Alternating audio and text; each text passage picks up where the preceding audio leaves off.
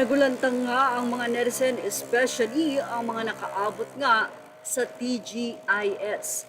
Dahil isa nga sa cast ng TGIS ang pumanaw na mula sa naging post ng Mrs. ni Red Sternberg. Narito po at marami ang nagulat sa pagbabahagi niya na pumanaw na nga ang kanyang asawa at former TGIS member or cast. Mula sa post ng asawa ni Red Sternberg na si Sandy Sternberg, it is hard to find the words right now to say that this has been the most difficult time I have ever gone through my whole life. To be greeted happy birthday and sorry for your loss at the same time. 3 consecutive days of what was supposed to be a celebration full of birthdays. May was our month 5th, 28th, 29th, and 30th. Dagdag pa ni Mrs. Sternberg, my husband suddenly passed away the morning of Tuesday, May 27th. To those who knew him from his early acting days, he was Kiko. But to our 3 kids and I, who was simply Daddy Dada, today would have been his 51st birthday. Habang sinusulat nga ito, ay wala pang final na memorial arrangement na in-announce ang asawa ni Red.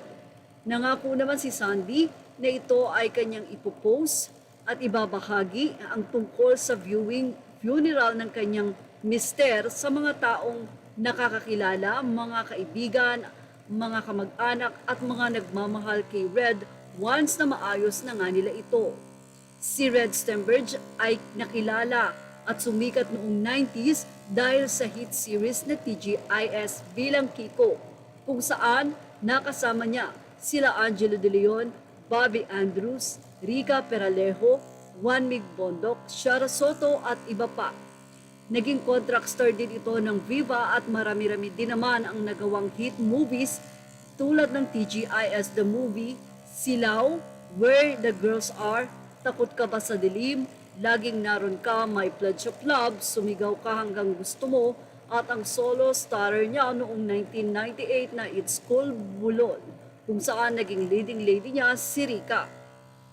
Mula naman sa Abante, ito po ay kanilang ibinahagi at syempre ang buong pakikiramay sa buong pamilya ni Red, mahigpit na yakap po.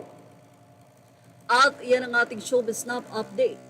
Images are all credit to the rightful owners. Please like, share, and subscribe. Sa mga nais pong maglagay ng komento, ilagay lamang po ito sa ating comment section. Thank you for watching.